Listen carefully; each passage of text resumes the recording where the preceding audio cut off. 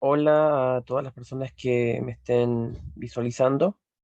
El día de hoy lo que voy a hablar un poco es acerca de mecánica de fluidos, en particular lo referente al dimensionamiento de bombas hidráulicas en contextos de ingeniería. Eso quiere decir más o menos que en ciertas situaciones de procesos productivos es necesario dimensionar bombas hidráulicas, dado que estas bombas se van a requerir para poder transportar productos o generar ciertas acciones de algún proceso. En la acuicultura, en la industria de otros tipos, también se utilizan las bombas para transportar líquidos o transportar fluidos. Entonces es sumamente importante manejar un poco, en realidad, lo que son las bombas hidráulicas. Entonces, como objetivo, trabajar obviamente la mecánica de fluido, desarrollando el diseño modelado de un sistema hidráulico para un caso. En este caso, la problemática a tratar dice que es un sistema de bombeo para agua de mar desde una profundidad de 5 metros hasta una cota de 30 metros de altura hasta un estanque receptor. Dice que se requieren 300 litros por minuto en este sistema, es decir, que haya ese flujo. La toma de agua está a una distancia de 1500 metros de la descarga. Nos dicen que utilicemos tubería del tipo HDPE de 110 milímetros de diámetro en toda la sección y obviamente considerar bombas de pie de flujo continuo. El diseño más o menos de lo que se está diciendo es esto. Tenemos eh, lo que vendría a ser como lo que se espera diseñar con la bomba hidráulica. Es un sistema de bombeo para agua de mar a una profundidad de 5 metros hasta una cota de 30 metros de altura de un estanque receptor y la toma de agua hasta 1500 metros de distancia de la descarga. Así que tenemos el diagrama acá. Entonces, si nosotros visualizamos desde otros ámbitos, aquí tenemos una bomba sumergible, tenemos los estanques receptores. Entonces, nosotros al evaluar este sistema, veríamos que no es óptimo tener una única bomba, por tanto, el transporte de flujo continuo se puede dividir, digamos, en dos fases, lo que de alguna manera conduce a que hay un dimensionamiento diferente para dos bombas, porque son dos bombas. Entonces, la primera opción viable es colocar una primera bomba en una plataforma flotante y luego succionar el agua a una toma situada a 5 metros de profundidad y luego lo podemos impulsar a un estanque secundario que esté a 490 metros de la bomba, ¿ya? Entonces, para eso en el programa SketchUp se diseñó lo que vendría a ser la caseta donde va a estar sumergida la bomba y bueno, la segunda bomba es la encargada de succionar el agua desde la toma situada a 2 metros de profundidad del estanque secundario y el que está a 990 metros de la bomba. Luego elevamos el caudal a una altura de 30 metros para que finalmente llegue a lo que vendría a ser el estanque principal, desde la perspectiva de que esta es la altura en la cual tiene que llegar, digamos, ese fluido. Entonces, ¿cómo nosotros visualizamos el dimensionamiento de las bombas hidráulicas? Para eso nosotros tenemos un plan de acción, como lo denominamos en ingeniería. Tenemos que obtener la bomba, es decir, qué bombas vamos a utilizar y en qué características. Algo así como el layout o la distribución de los sistemas hidráulicos. Para eso después nosotros tenemos que obtener el número de Reynolds para poder generar la idea de si es, dadas las circunstancias en las que el fluido se va a transportar, si es un flujo laminar o un flujo turbulento. El flujo laminar es un flujo con condiciones, digamos, ideales, en cambio que el flujo turbulento presenta comportamientos mucho más caóticos del movimiento del fluido a través del medio circundante. Tenemos entonces después el cálculo del coeficiente de fricción, luego de eso la determinación de las cargas mayores y menores, luego de eso determinamos la cabeza de la bomba, el HP de la bomba para finalmente cotizar la bomba en el mercado. Entonces, la primera consideración es realizar más o menos una idea de cómo es las condiciones del agua de mar, en el sentido de que vamos a colocar la primera bomba sumergible en ese lugar.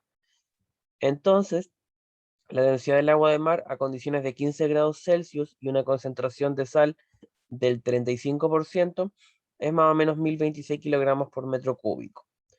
Entonces nosotros tenemos una tubería que va a tener, bajo los requerimientos dados, 110 milímetros.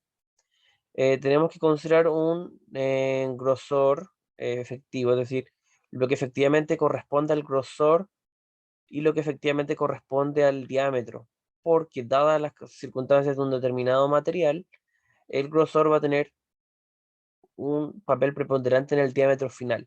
Ya el grosor es qué tan grueso es el material. Entonces, visualizamos que la viscosidad del agua es de 1,141 por 10 elevado a menos 6 metros cuadrados por segundo. Y tenemos también la viscosidad del agua del mar, que es un poco o ligeramente más pequeña. Determinamos entonces el número de Reynolds. El número de Reynolds se obtiene como el diámetro por la velocidad por la densidad dividido la viscosidad dinámica.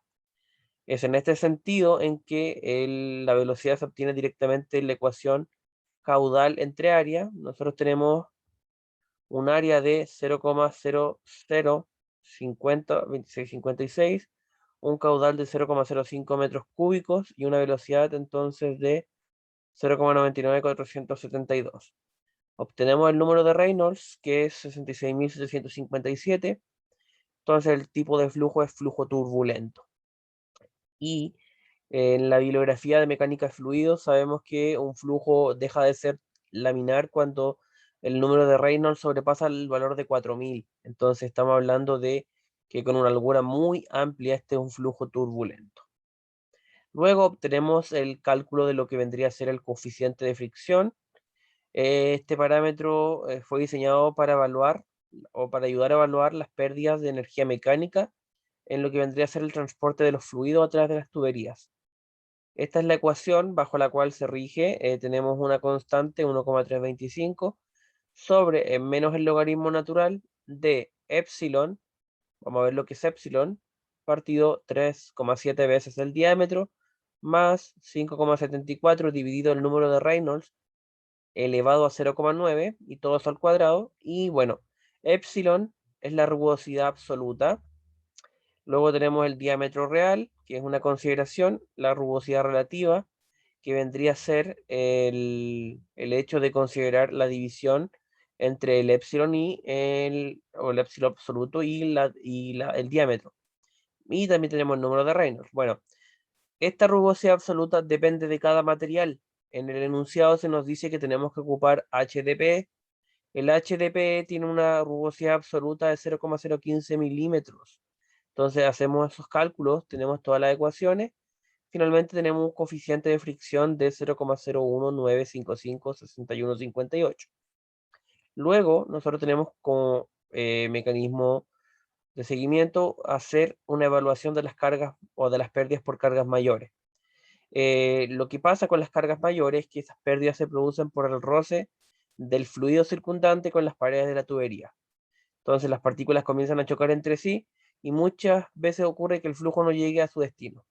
Entonces la longitud de la descarga para la primera bomba es de 490 metros a una altura de succión de 5 metros. La longitud total del tramo eventualmente y por obviedad son los 490 metros de la longitud de descarga más los 5 metros de la altura de succión, nos da 495 metros. ¿Cuál es la ecuación con la cual se calculan las cargas mayores? Simplemente el coeficiente calculado previamente F por la longitud total dividido el diámetro y también multiplicado por la velocidad al cuadrado dividido 2 veces la aceleración de la gravedad.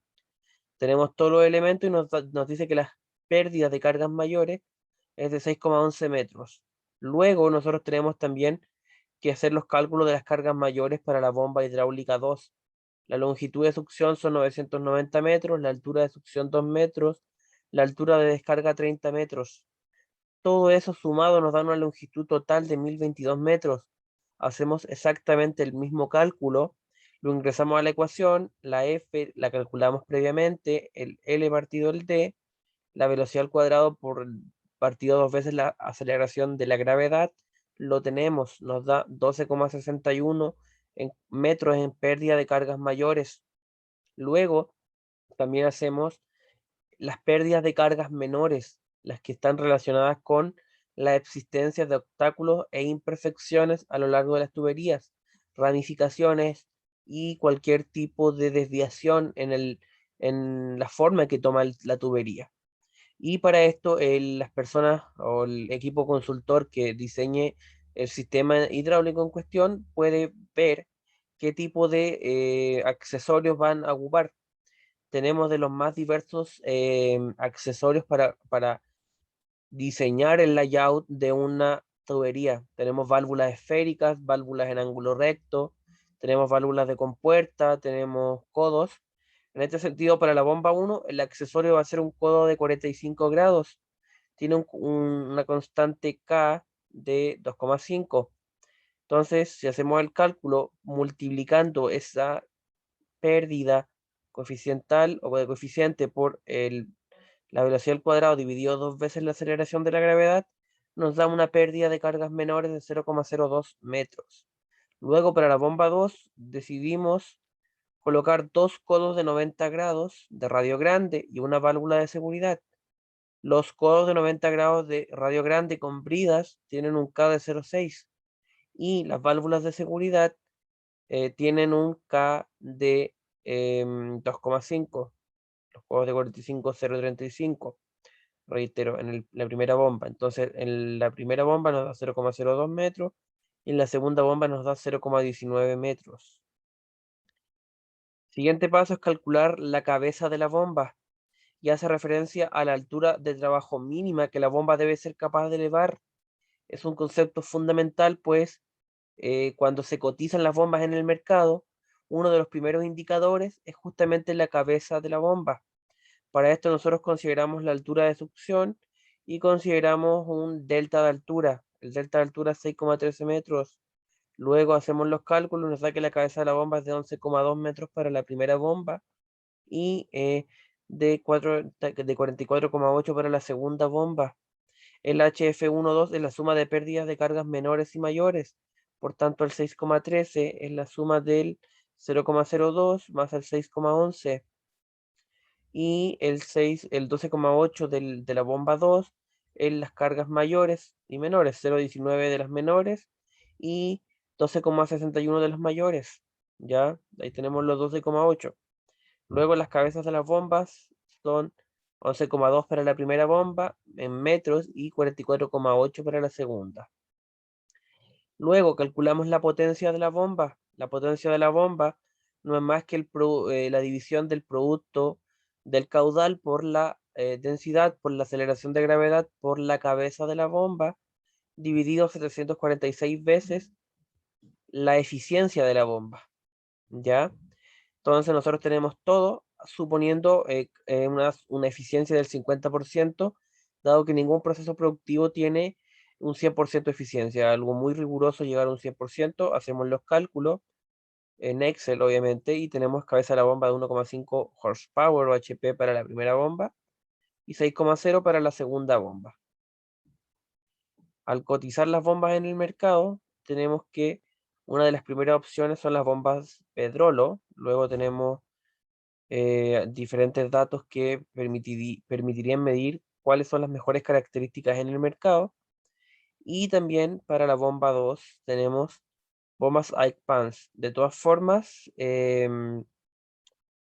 eso va a depender obviamente de las especificaciones técnicas que se utilicen para comprar las bombas. Más bien, este estudio estaba enfocado en determinar las características del layout y de los cálculos de las potencias de las bombas necesarias.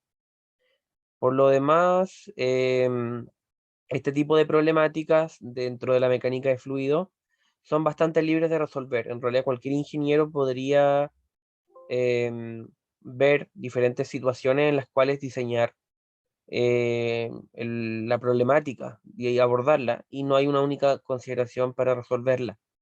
Más bien consistiría en lo que vendría a ser un proyecto de ingeniería. Por lo demás, debemos entender que el dimensionamiento de bomba en contexto de ingeniería, en contexto productivo, requiere de muchas más variables, pero de todas formas es importante comprender todos los mecanismos involucrados que a grosso modo se involucran en la confección de un sistema de hidráulica. desde la obtención de cuál es la bomba que se requiere hasta la cotización. Eso sería por el día de hoy.